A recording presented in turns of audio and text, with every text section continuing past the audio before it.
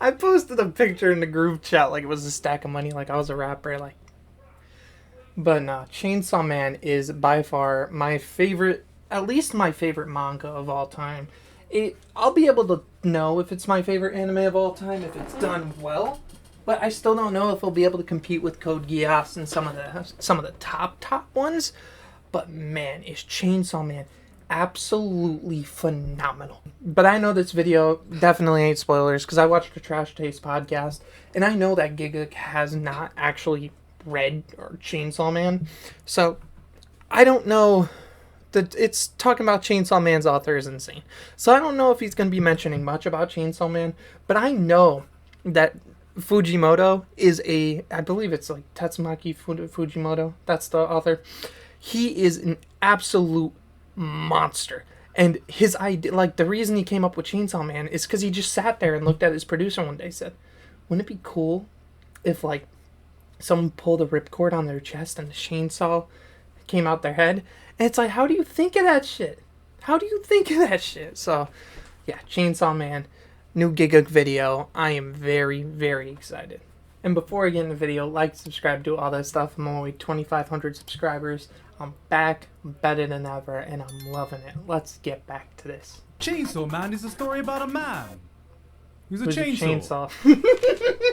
Did I get that right? Chainsaw Man is possibly the hottest anticipated IP in anime right now. Recently, it doesn't seem like Shonen Jump can miss when it comes to their titles being guaranteed mega hits. Jujutsu Kaisen, the new kid on the block that everyone seems to talk about. Season 2 of Jujutsu Kaisen every sales record imaginable and completely revolutionized anime movie tie-ins forever. Spy X Family. I think more people in the anime community watch this than took showers, and yet even with that, it feels like there's just as much hype for Chainsaw Man. I think Chainsaw Man's more hype than 180,000 any other anime ever. in the lobby for the new trailer drop. The trailer numbers have got upwards of 17 million views on YouTube, which is pretty much unheard of for a new upcoming IP. Only 3 million on the solo level. Attack on Titan final season is getting, and that's Attack on Titan final season. And judging from these trailers alone, this might be one of the most beautiful things Studio Mappa have produced. I mean, yeah. Just look at this. Yeah. It's beautiful. When this anime finally drops, it's pretty much set to take over the anime community. There's like 2 or 3 scenes, if they're done right, I think I'll cry. I genuinely think I'll cry. Chainsaw Man. Wait, hold on a second, hold on! I want to wait till the anime starts airing before I tackle this behemoth of a story because I've said this a few times before, but I haven't actually read the Chainsaw Man manga yet. Why? I mean, just look at this. Wouldn't you want to experience this story for the first time via anime if it ends up looking this good? What I have done, I can understand that. Read pretty much everything else the author has done. Tatsuki Fujimoto is one of the hottest names in manga right now. And I was right about the name, at least I wasn't wrong. I've only looked at the covers of each manga like a million times and seen his name in the corner. He might be one of my new favorite manga artists of all time. Reading this guy's work and seeing his current path in manga, I honestly think we might be witnessing the journey of one of the greatest manga artists of our time. Yes, burn this name into your memory because this guy I remember seeing this video. Possibly be the new face of manga. Everything he's touched, without exception, is, in my opinion, worth a read. So if you're looking for something to hold you over from that Chainsaw Man hype, this is the perfect place to look. Let's start with Fire Keep Punch. the 69 420. Fire Punch is a story about a man who punches things with fire. Fucking nailed it. It's the end of the world. The earth has frozen over into an ice age, plunging everyone into a never-ending winter that has pushed life to the edge. I know nothing about Fire Punch, animals are dead, and humanity is on the brink of extinction. Thankfully, there have been some humans that have been blessed with superpowers and can perform feats of miracle, like our main character Agni, who's been blessed with the ability to regenerate. Under any other circumstance, this would be his opportunity to be a superhero, but in this barren wasteland, there's only one way his power can be useful. As an infinite food source. Oh my fucking god! He severs his limbs for his sister and village to feast upon so they don't starve to death, even though there's little reason for anyone to keep the will to survive and live on this kind of way. This is how Fire Punch opens up its world and introduces you to the story that you're about to experience. Because one day, after encountering another group of people who find out this village has resorted to cannibalism to survive, another blessed human takes it upon himself to cleanse the entire village with his own powers by burning everyone alive with a flame that cannot be extinguished until the subject is dead. I'm a Tarasu. This means he's been set ablaze with a flame that will That's the Mangekyo Sharingan power right there, buddy. Turn to ash. For one whole year, he could do nothing but writhe around in pain, constantly burning to death but unable to ever die. Is this all the 3 first years pass until he chapter? can slightly move around by chewing his tongue off to distract him from the pain. 5 years before he learns to breathe with the pain of the flame searing his lungs upon every breath. And only after 8 years of constantly burning is he fully able to adapt to the pain. And the first thing he does is he makes a fist, engulfed in flames, and goes, "I'm gonna punch that motherfucker who did this to me." Yeah.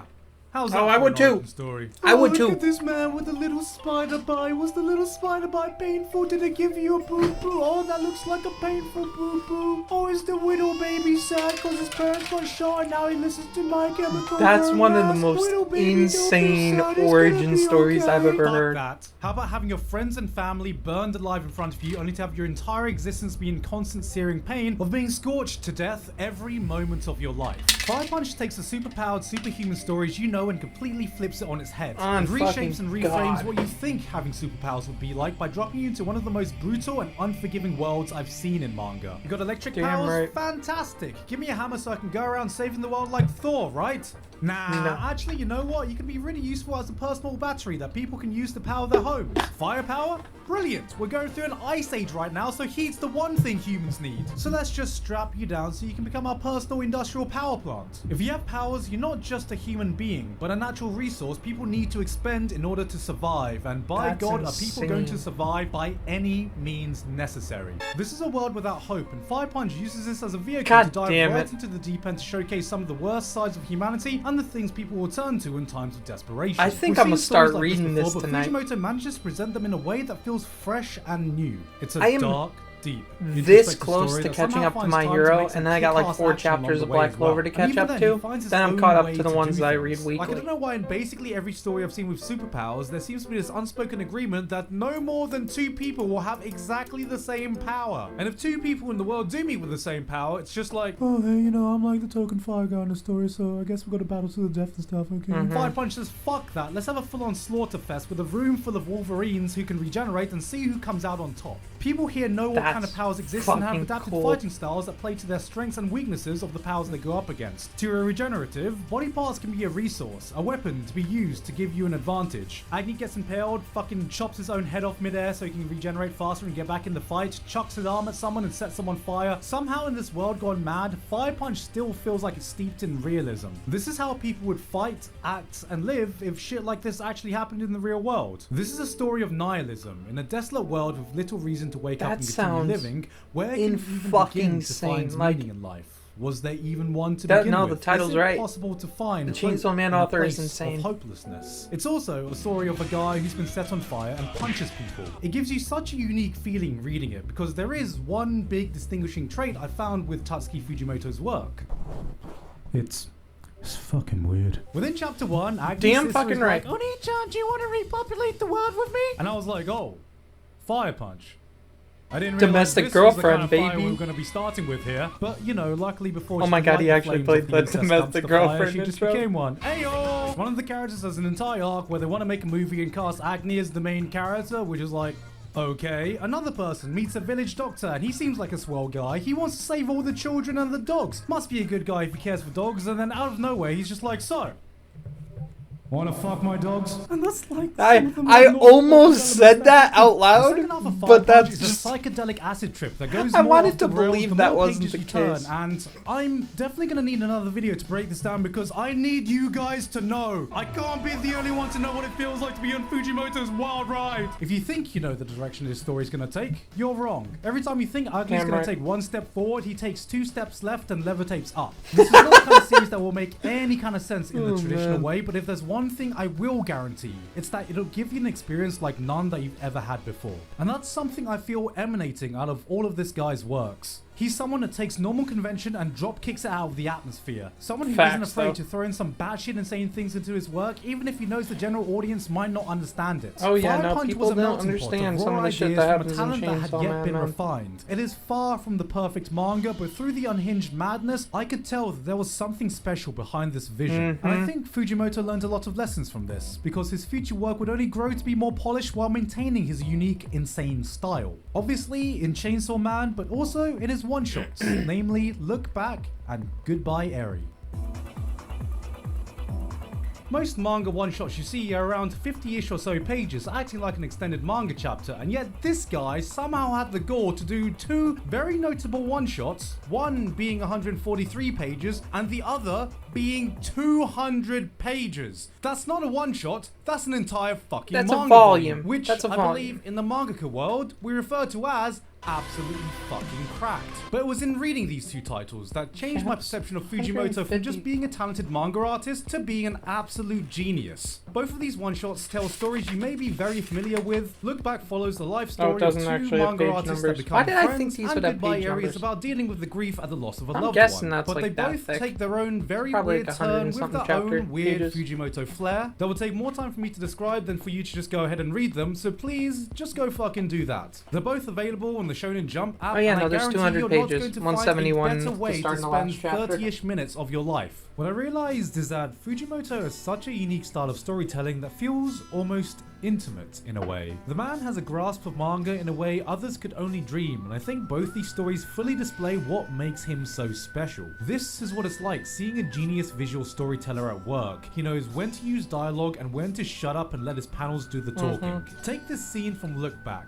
Fujino is just a kid who draws manga for fun. Her comics get published in a 4th grade newsletter and everyone praises her for it. She's talented, they say. She's the best there is, they say. There is no one that could be better than her.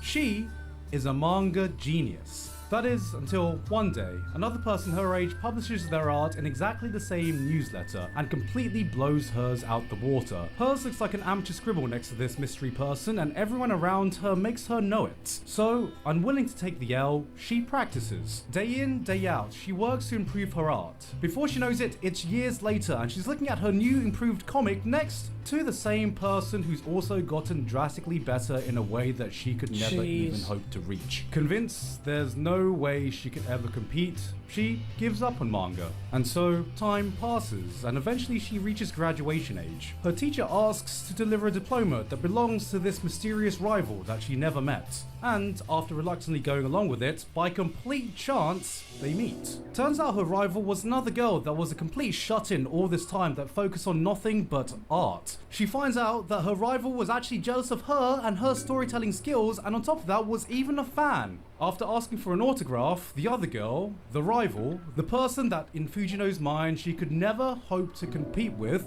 calls her a manga genius. And then, after saying goodbye, all you see her doing is walking away, and you see this. Then you turn the page, and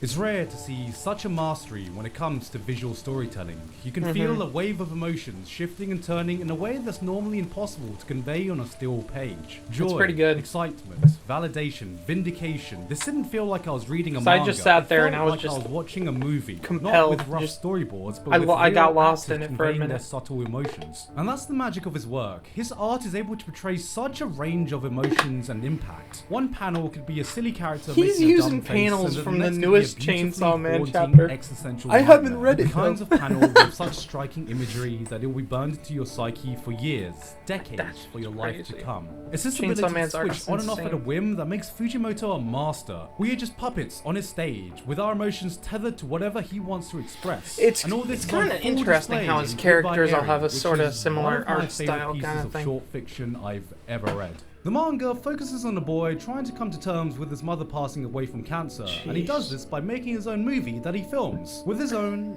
very weird and twisted personality. What makes this special isn't just the story that's told, but the way manga is used as a way to tell it. Almost every page in this manga is split into 4 panels, almost like they're frames from a movie itself, the movie being made in this story. Sometimes we are cutting to different scenes, sometimes it's a behind the scenes shot, and sometimes there are entire double page spreads of almost the exact same panel, just so we can see subtle movement and expression. Which means the few times a page breaks this paneling formula, it impacts you in a new way I've never really experienced. It hits different, okay? I tried to find another way to say it. There isn't. It just hits fucking different. It does. The it does. takes You're you right. on a journey of what you perceive as real, reframing your perception as you continue reading. Right up until the end, it weaves in and out of some perfect blue-esque reality, and we're here to figure out whether we're watching a play or whether we're watching real life unfold. The fourth wall isn't broken. The fourth wall is removed entirely, and we as an audience are wondering if it ever existed in the first place.